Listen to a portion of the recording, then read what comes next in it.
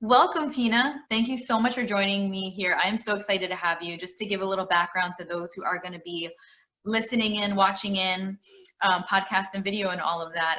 Tina and I have actually never met in person. This is the first time we're meeting, which is amazing. And, I had the honor, honestly, of getting to know a little bit of you when we were in a course creation challenge group together a few months ago.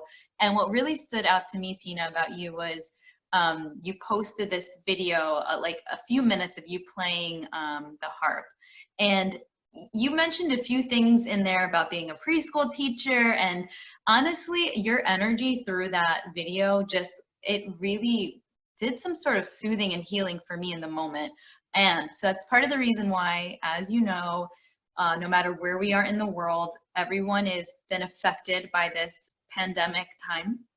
And as a way to connect and be together at home, I've been reaching out to people like yourself. So for those of you listening in, I would love for you to just introduce yourself, where you are right now, where you live, who you are, what you do, anything that lights you up, that makes you feel just happy. So go ahead and share with our audience all of that good stuff. Sure. Hello, everybody. Kia ora from New Zealand. Specifically from Christchurch. Where do I even start? So yes, I started out wanting to be an occupational therapist, and then things sort of changed, and I was able, even though I studied in rehabilitation, I got married, which my mum said would never do if you want to do a career. But that's okay, I'm coming back, but this time through natural health, because my own daughter became quite sick, and it's made me evaluate what is truth for me, and what are my values, and who am I, and how much autonomy can I have. I've also come through doing organic horticulture, so I'm starting to see the whole connection with the earth and with ourselves and spirit, mind, body. And I also live in Christchurch, so in the last 10 years we've actually had a lot of natural disasters here, which has really made me think a lot about what can I offer my community. Yeah, and especially starting out in community help. Well, not so much community help, but as a community worker in that. And especially at this time, I'm really thinking about our elderly, how they are coping and stressed on their own, and kind of left all their essential services.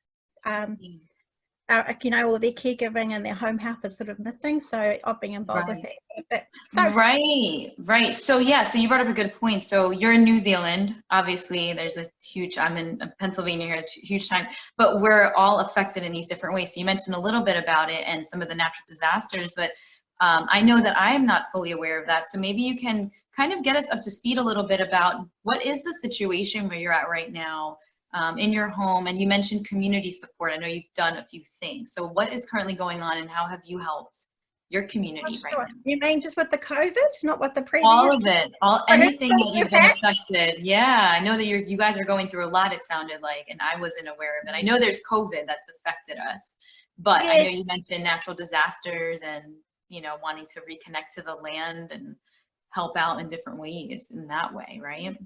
Yes. I've been obviously been home-based. We normally homeschool anyway, so it hasn't affected us too much. Although I have been a lot more busier because everything's more online, and I've had to learn some new skills. And that's just how we're connecting at the moment. So, and kind of, thankfully I've got a teenage daughter, so she's coping okay, but just being able, for me, it's about reaching out.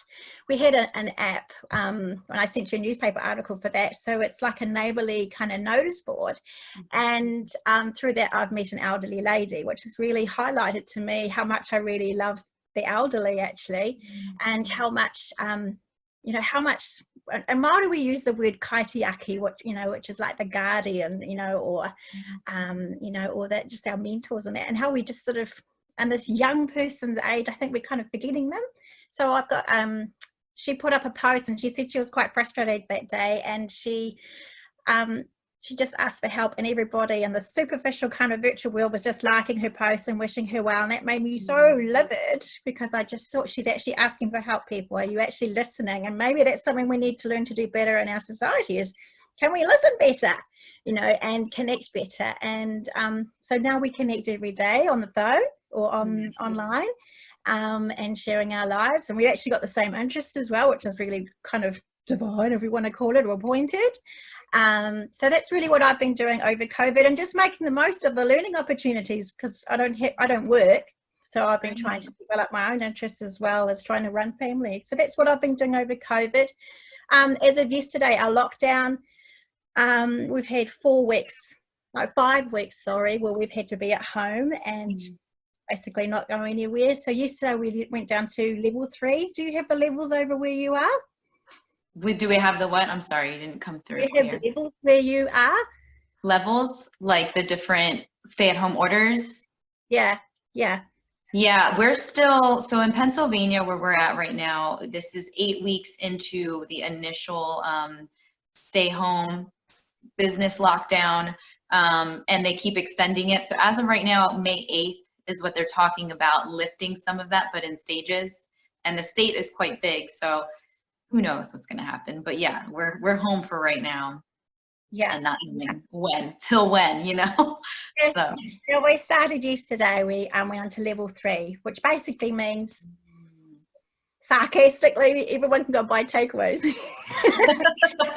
Yes. Yeah, it's amazing. What I love about, I did actually, that link that you sent me about the neighborhood, I forget what it was called, but I love that. We have something in our community. We're in a townhouse community where you can also sign on to like an email list, and whatever the needs are of people, like, hey, I need a plumber, or I need whatever, babysitter. But yeah, for yours specifically, I was touched by that. And I saw your part on there about the elderly woman. I forget her name, starts with an R, right? What was her name? Yeah, Rosalind. Yeah, Ross. Yeah, she had reached out, right? And that is a situation. There are a lot of people who are stuck in, but I love how you said, you know, reading those posts and people liking it. That's how a lot of people on social media nowadays support, but how much better it is to actually do something when you can. And based on the article, I did read that, you know, you've been reaching out to her, you've been calling her, you've been connecting with her.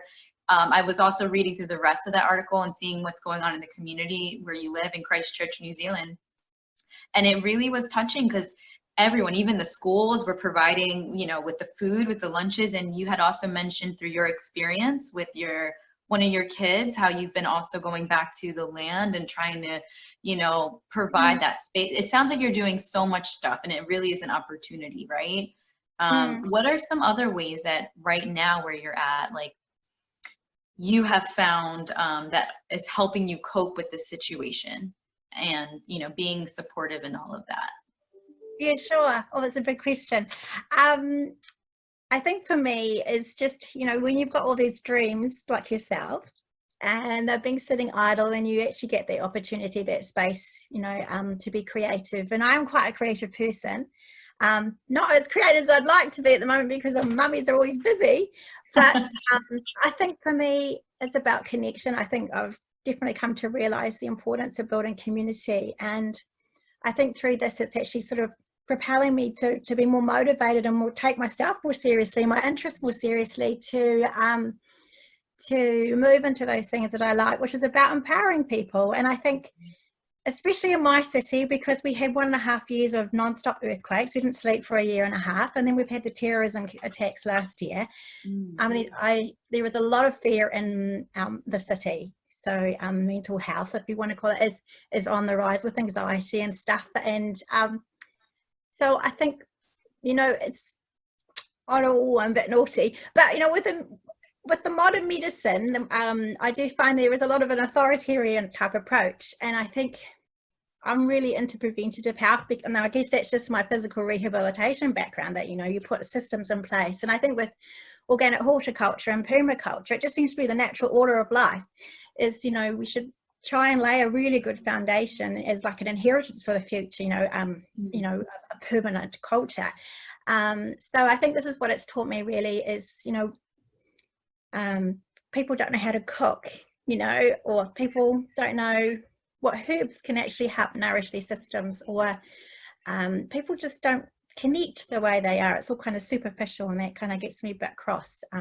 People don't make time to rest or create, you know, so I think it's been really, through this time, just cementing that I really need to do that, because I want to see people encouraged and lifted up. For me, my faith is really important. You know, you always got to hope that tomorrow is going to have new blessings and new mercies. Otherwise, you know, what's today all about? You've got to have meaning in today. So there's always something to look forward to. And family, I've loved this time. My husband's been, she's 13, my daughter. My husband's had to travel a lot through work, specifically since the quakes 10 years ago. And it's been really testing on our family. And it's just been really great to be home as a family and to walk every day. And that's been really, really special. I don't want it to change. I want to go and get a house in the country and live by the river. And that's so true. I was thinking of that too. Yeah, like where we live. Yeah, I totally am in the same boat. Like it's interesting how that does shift and change. And a lot of us people listening in, if this resonates with you too, I'd love to hear how it's been affecting you. But I know for us, after a few weeks of the initial disorder, like, oh no, we're not able to go out anymore. But then having this space and grace to connect with family on a deeper level, and especially for those of us who have been fortunate enough to not lose anyone during this time, you know, just side note, I have a close friend who just lost her husband to this, and it's really, those experiences have really just made me more appreciative of this time that we have, not just to make the best of it, but really what life is about, right? And like you're saying, like your husband was traveling so much, you guys have been dealing with the natural disasters, earthquakes for a year and a half straight, that's crazy, and then terrorism alone. But to be able to be in this nice protective space with your family, with your kids, with your loved ones, and you get a taste of what that's like to be with that home with them. Yes, there's challenges, I'm sure, but at the end of the day, connection, family, love, you have this space and this time that you didn't have before, and that's how it should be moving forward. So I also have felt that, like, it's just my husband and my dog, we don't have any kids, but it's us three, and we, like, I was feeling that the other day, like now we're both working at home, but we have busy days, but then we have our lunches and our meals together, we sit on the deck, and it's like, I wish this could go on for much longer. And it makes me think, well, why not?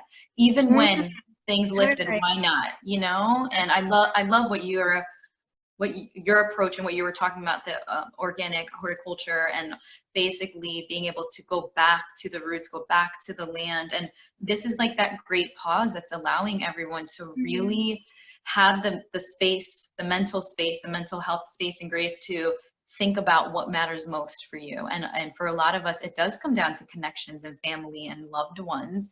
And now we have that time to connect with them. You spoke a little bit about things that having that time to create and make more than those superficial connections. But with your creations, I'm curious, what are some of those things, hobbies or anything like that, that really light you up, that you love to do? What comes to your mind when you think of those kind of activities or creations, if you will? Oh, sure. I mean, time's always difficult, but it's always, for me, I guess my family are also part Greek, so food is really good. So cooking really good food, and obviously the garden. I mean, that's just practically, I always like to put my family first before me. It's just my personality. So that's basically what I've been doing. And I've only just started growing my garden really this year, since January. I had a little voice inside me that said, do it. And I'm so thrilled, because now my husband's not working and I have half my front lawn, or yard, is that what you call it, is just full of vegetables, and I'm still extending it and hoping that they will become my practice. What kind of vegetables are you growing, and herbs and everything? What are you growing in your garden? Oh, everything. Yeah, that's awesome. Yes, you can do a photo of it if you want.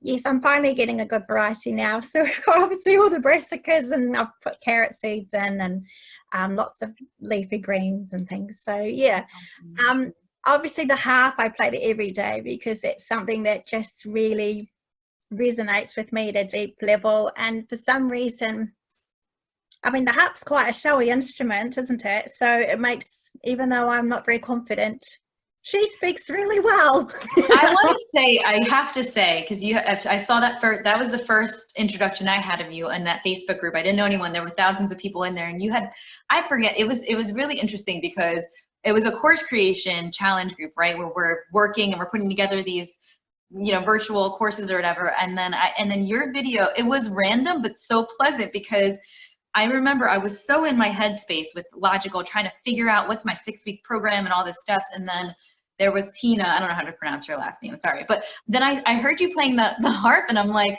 I loved it so much. I think it was like a 3 or 4 minute video, but it was so fun. It was so playful. It seemed so authentic. And what came through in that little snippet video, I felt a lot of confidence in that. So I think it's interesting that you bring that up, because when you find those core connections and those outlets for those creative expressions, right? A lot of times we don't feel confident, or we don't feel like it's enough what we're doing or who we are. But then when we find the thing, whatever it is, that we can connect to, that speaks for us and expresses that for us, then that confidence that is within is released. It exudes, it comes out. And so I've seen a few of the videos that you sent me, and every single time I'm like, I have no idea if you're amateur or not. You sound very professional. You sound amazing. I don't know how to play the harp. So I just have to mention that to you, because it is very healing to hear you. For everyone listening, I'm going to be including some of those videos so people can see it. But I would love to hear more about your experience, your interaction with the harp, and what it means to you. You kind of started speaking to that, but I just wanted to mention that to you, because I could feel a lot of your emotion as you play it out. And whatever that piece was that you played, it sounded so beautiful. Like it was just perfect. Good. I can't remember which one you're talking about, but I take it. Thank you. I think my journey with the harp has been for several years, but I've only really been playing for 11 months. I've had no lessons. It's not my first instrument, but I think it's been a really good teacher for me, because I'm very impulsive. So I have to be disciplined. I've never played an instrument with 2 hands before as well. But I think I've also learned it's because I used to be really good at playing the violin, and coming back and not being good, the whole performance mentality has really screwed me up, putting it bluntly. And it's taken me probably only really the last 4 weeks, I'm finally letting it go and just playing by faith and making up spontaneous melodies and listening to the sounds that are around me and the connections with people, and just trying to respond to that, because music is a language. I've learned, and I think too with the harp, you can be a classical harpist, which is all very disciplined and really well, or like a folk harp, it's just playful, and it's just, you just play and contribute what you can. I want to be a harper, not a harpist. So that's been quite a journey for me as well, with with my values, and who am I as a musician coming through and hoping to become a therapeutic musician at the bedside. So yeah, that's been my journey with the harp. It's been very humbling, and I've had to wait such a long time, and I still don't have my own harp. So it's been really, really humbling for me, but I love the feedback. It seems to resonate. I know on a frequency level, our bodies really do respond really well to those harmonics that are in every string. So yeah, can you speak to that? Because I mean, this is perfect timing. I actually, in doing these collaborations, someone who I just collaborated before is a vibrational sound healer, and we were talking all about that, the frequency and how the different sounds affect us, and how that's important for healing. So what has been your experience? I love the setup and the intention that you have, and the awareness too, and all of it. I can totally see that just from even just listening to the videos. But yeah, what is your thought process with that, or your feeling with harp, harp playing and sound healing and therapeutic music and all of that? Yeah, well, firstly, I'd love to connect with them. I still don't know enough yet, but I know that every organ, all your cells vibrate, right? So collectively, we're all vibrating. We all each have a song. And I think going back to the connection with the earth, and, without being too over the top, I think we all have this symbiotic relationship, and at the moment, the earth's having a little rest as well. We're supposed to have one of those every week, to slow down. And I think with the music, it helps, as I don't know, I don't know enough about it really to explain in words yet confidently, but I just know that the vibrations have a way of entraining or, you know, connecting with where we're at and lifting us up out of a state. I like to call it that, you know, are we heaven focused or earth focused, you know? Yeah, I just think it's just a nice modality that's really gentle and that can just lift us up, really. So I'm hoping eventually to be a vibroacoustic harp therapist. That would be amazing. Yeah. It would be very cool if you actually lie on a bed and it basically gives your cells like a massage, really, and it just helps people to breathe. And I think the thing about the harp is it really, I don't know, it just seems to really speak to like your heart, and it helps you breathe and to get more oxygen, which has got to be healing just from a practical perspective anyway. Helps you to slow down, and you do notice it too when people play and you just play a tune. And I noticed yesterday when I played by the little bubbling stream, that is just the stillness afterwards. It's like, you know, it's just so thick, that sound blanket, and everybody's on the same mind and spirit. And it's, yeah, I can see why it's been used a lot in folklore, the harp. It's very enchanting. If that's the best word for it, I don't know, but that's all I can really tell you about at the moment. But yeah, no, that's beautiful. And yeah, and that's beautiful. And perhaps that's why when I was listening to you play in that moment, that with that entrainment thought and everything, and knowing that each organ, especially the heart has a mind of its own, right? It's a lot of communication. So that entrainment that happens as you're playing, or you're becoming one with the harp, and your playfulness, your core values, your love, your faith, your connection to earth, everybody, as you're pouring that in, I almost imagine that that's what's happening is all those vibrations with your body, it's syncing, and then everyone listening, it just continues to affect and spread out that way as well. And that is part of the healing process. That's an innate ability for us to be able to sync up on those levels, right? It's so important. And so I'm excited to see where your path leads you with that, because even just not just what you're doing, but what you're doing right now, it doesn't matter if you're a professional, amateur, or you feel confident or not. When you play, I can't wait for everyone to hear it, because they're going to be able to see it. But the playfulness, I think you were playing something that has to do with your, for some reason I remember you saying your Irish roots. So I don't know if it was like a specific, I forget what it was. But anyways, when you were playing it, it was a lot of playfulness that came through, but a lot of beauty and a lot of stillness. And like you're just describing, like even just me listening to it, just closing my eyes, I was just like, I felt joy, and then I felt like everything's going to be okay. And I feel like that's a message that that all of us can benefit from all the time, but especially right now with all of this uncertainty, like everything's going to be okay, and I love how you said the earth is resting right now too, and this is part of that great pause, that great rest, and things that we can do, especially as those emotions do wave up within that don't feel that good with the fear and the uncertainty, is find where your still point is and the things that will help you heal, even on that vibrational level, right? So it's beautiful. Yeah, and I think I've just been doing a course too, which is sort of talking about creativity and how does it help and how does this build culture. And I think for those who are creative, I'd love to encourage you, because it's the creatives that bring forth the flood of new values and joy in all those emotions. Because as I said, music's a language, and as you're so right, the instrument is an extension of yourself and your intentions and your prayers and your values. And so if we want this, if we want to have a simple life, then let's just sing that out, let's declare it out, and encourage people to be creative. And the other thing too, and I need to tell you a New Zealand thing, if that was okay, that I've been thinking much about through this. I was brought up on a farm on what you call a cow coffee's water, and basically when you're too far away from the shops to go and buy replacement things. So when galvanized wire became really cheap, it would be used to fix everything. New Zealanders are traditionally very innovative and pioneering. We like to climb mountains and race yachts and do all sorts of things. So we call it number 8 wire, which is the width of the wire. So basically, at the moment we all think, I saw a lovely photo from an artist, and it made me think about it. And it was a fence, an open fence like you'd have on a schoolyard.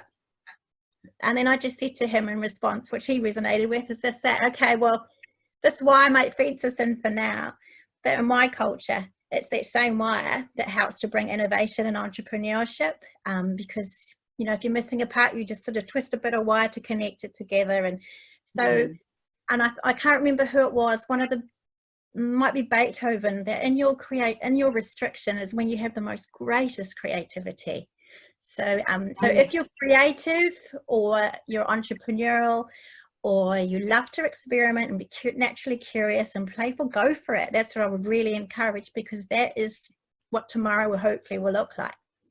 Yeah, I love that. And you're just making me think of too, like, with the restriction, that's also like, when I'm with someone and in a coaching session, we talk a lot about the expansion and the contraction and the growing pains. You need before you have that huge growth spurt, there is that time where, things they seem minimal, they seem contracted or small, or they cause those pains, but you need to go through it. And right as soon as you go through that, then you have this big expansive growth. So I feel like that is so important for the creative expression. Even like we mentioned in the beginning of this, virtually connecting is new for everyone, right? It may seem easy, but this has been out of my comfort zone. It's out of your comfort zone, and we did it. Like, that didn't feel so good. That felt like, I don't know how I'm going to do this. But the more that you do that, you find those ways to connect. You find those avenues, those outlets of expression, right? Yeah. So what else comes up for you, as we wrap our time together up, what messages would you love to send to everyone right now listening? Oh, I love you. It's going to be okay. It really will be okay. And I think, I think just explore and play and be spontaneous. And I think we might have talked about it in a previous conversation, is to embrace our child heart, to watch what we say, because our voice is the most therapeutic instrument we can have, so we don't want to entrain with those kind of words we're speaking out. I call this time a sabbatical, not a lockdown. But and even then we're locked down, but we're not locked up. So just just one step at a time. We always don't, it's so uncertain at the moment, but I'm a Christian, and in the Bible it says that, just to take a lamp, an old-fashioned lamp, with a candle or whatever, and that's only enough light for each step at a time. So just take one step at a time, pause, reflect. Are you, is this working for you? Connect. We all need to connect with other people. We have a wonderful opportunity now to just really go back to the roots of, being human. I think we've, so we don't have to walk around soulless and full of fear and anxiety. And that would be my hope, is just play, be full of joy, find joy. Otherwise, go and find somebody that is really silly, and because they'll bounce off you and you'll feel amazing, like rocket fuel. So go for it. That's beautiful. I love that message. Thank you so much for sharing that.